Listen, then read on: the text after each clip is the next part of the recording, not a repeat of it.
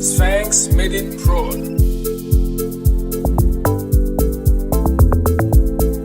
Hi guys, my name is Tunde and you're watching the Nigerian Benz Lover YouTube channel. So straight to it, today I'll be doing another before you buy. This before you buy is about the Mercedes Benz C-class, the W204. I started in 2008 to 2014-ish, late 2013, 2014, early 2014, right? We've all grown accustomed to it. We're all used to the car. It's very common here in Nigeria, and it's popularly known as the Yahoo Boy Mercedes. That's where the stereotype came from. Like, if you're driving that car, I'll just start with that now. If you're driving that car and you're a young guy, people will most likely see you as a Yahoo Boy. The police, everyone, will always stop you and all that, crappy stuff. But with that said, there are different trim levels and engine choices for the W204, the Mercedes-Benz C-class, right?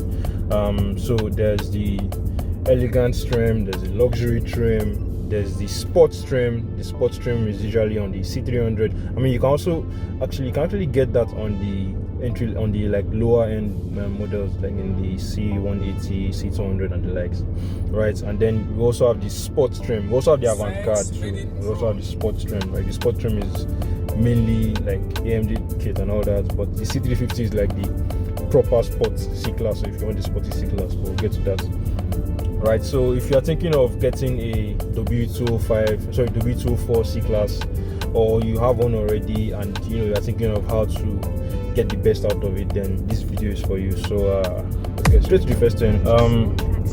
Let's say you decided to buy the C300 now, the C350, or the C-class, right? Let's just call it the C-class.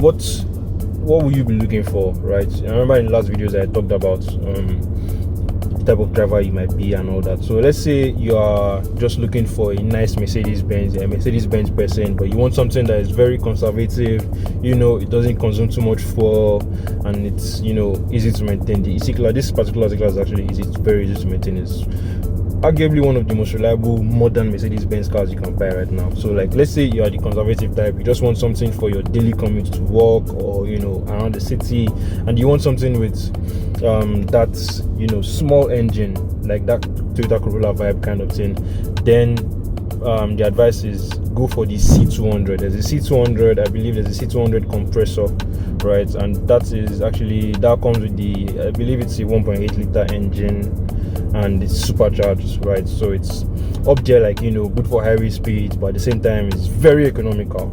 Then if you're not the speedy, you're conservative but you're not the speedy type, then the C300 is a good option. That's the one that is very common outside. You can get the C300 with the rear-wheel drive drivetrain, or you can get it with the all-wheel drive drivetrain. That's the C300 Formatic. And then there are different trim levels for that C300. So we have the luxury trim, right? That one is best for you guys that like to just cruise around, right? They're still the same engine choices but different, tuned a little bit for performance and all that.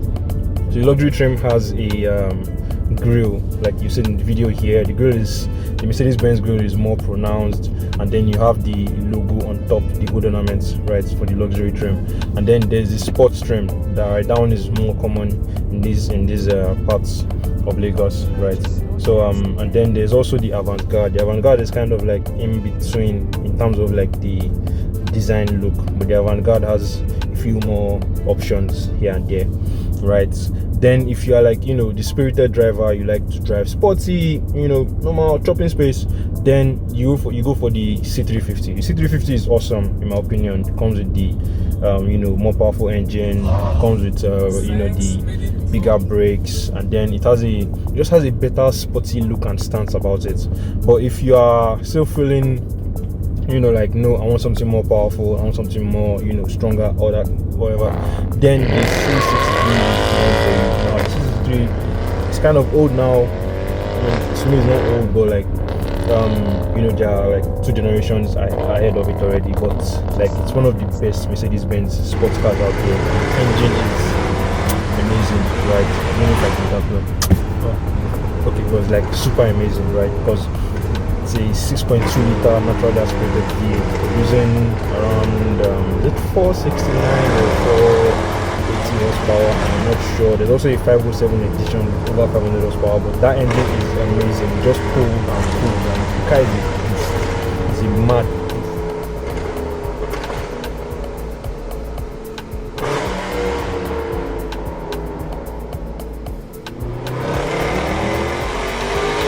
The car is becoming like a modern classic, because it's like the exhaust note is just amazing. Like I said, the drivetrain, the emission stuff with the world now, the world is going towards making everything green, and then you have this massive engine. Mercedes-Benz doesn't make this kind of engines again. For the new AMGs now, they are using all these what's it called? All these turbocharged engines with hybrid systems. And one very common issue with the C300, especially the early models. Now, the early models are from late 2007 to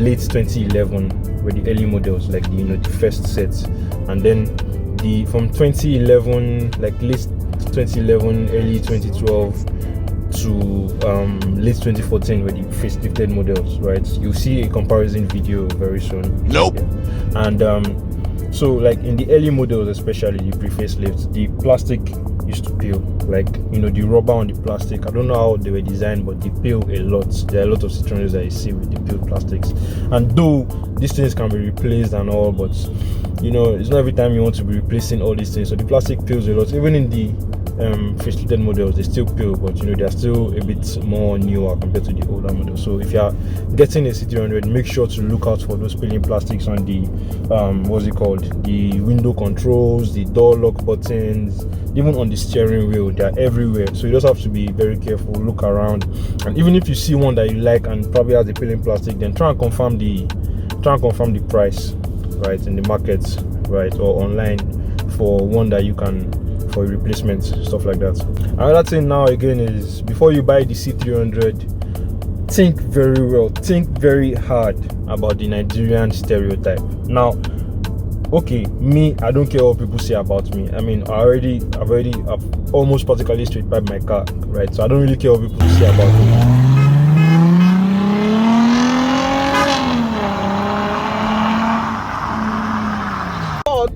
You have to care about what the police think about you, right? You have to care about what they say about you. You just have to care, because with the C300, there's this Yahoo boy stigma that follows you. If you're a young guy, right, between the ages of, I don't know, 18 and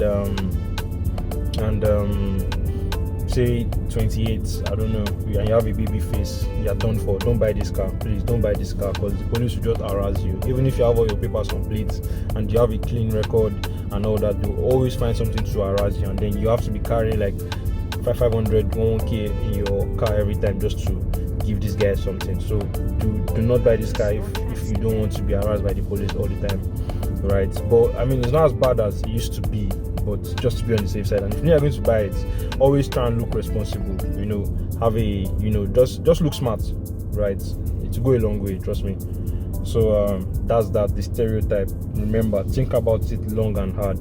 And if you decide that, oh, I don't want that stereotype and all that, then here are some options for you with the CLA, and also the the C-class, the one after it, if your bank account can go higher. Now, the very early models from 2007, 2008 used to have an issue within the crankshaft sensor. Now, it's not, I won't say it's a very big deal, but it's kind of a big deal, because over time you start to lose power.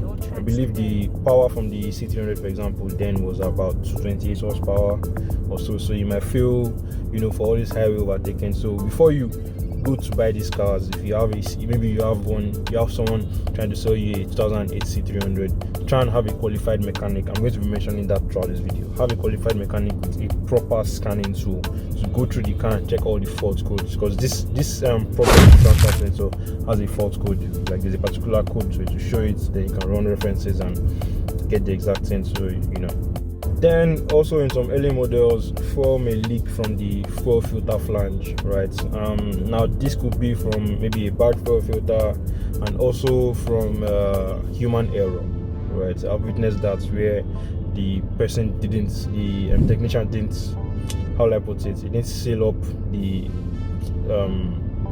like the part where the fuel filter was supposed to go into and the fuel pump and everything. So when the person filled up to, like when you fill the car up to the brim, like in a bi-fuel tank, it was leaking, right? So also just have that checked, check under the subframe, or like when you enter the car, just smell around, especially the back seats, where the fuel tank is. So just try and get a whiff of like what the whole car smells like. If there's a sign of petrol smelling and all that without any fuel being in the boot or something, be watchful. While rust is a thing of the past, some C-class models are susceptible to rust, right? Especially in the lower subframe or the bottom parts of the door sills, right? Like the door itself. Like, it's not common, but if you are buying a car from a country where it's snowy, maybe you are buying a car that was used in Canada or something, they usually use all these salt grains on snowy parts of the road, or you're buying a car that has been moving through flooded areas, like a Nigerian used C-class now that has been through Lekki floods a lot, right? Because in the last video I mentioned that if you are driving your car through all these Lagos floods, or you live in a flooded area during the rainy season, always try to take it to the car wash. Have them like wash it with soap, proper soap, wash it properly, because over time it will begin to rust, right? So this car has that potential. It's not a big issue, but it's a potential, because 95% of the cars sold in Nigeria are foreign used, right? So note that. Check under the subframe, check everywhere, go under the car. Like I said, carry a technician with you to check all these things, because as much as you're trying to form I'm a car guy, you might not know everything and you might not be able to see everything.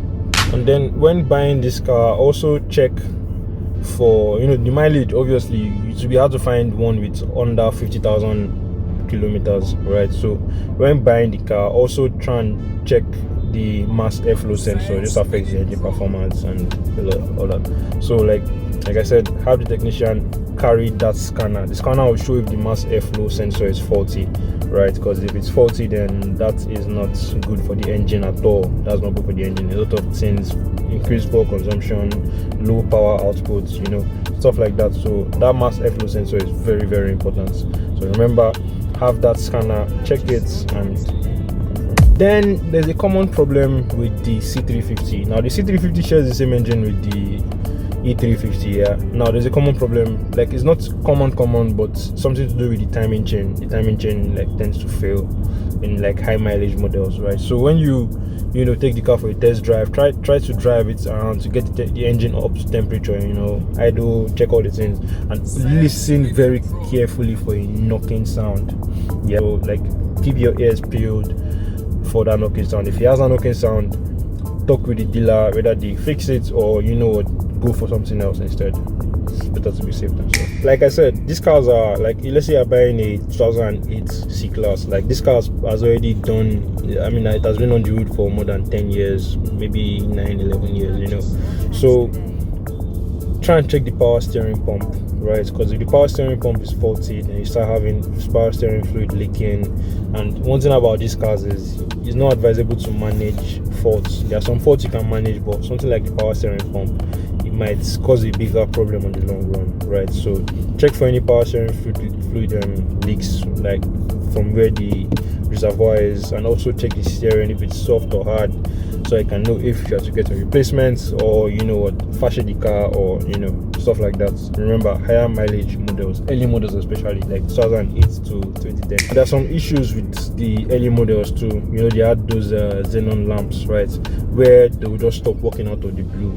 What usually happens is that there's a little bit of corrosion on the xenon lamp multi-connector, and it's it's not a big deal, but just to be, there are some of these people, they will just overcharge you and tell you have to change the headlamp assembly or something.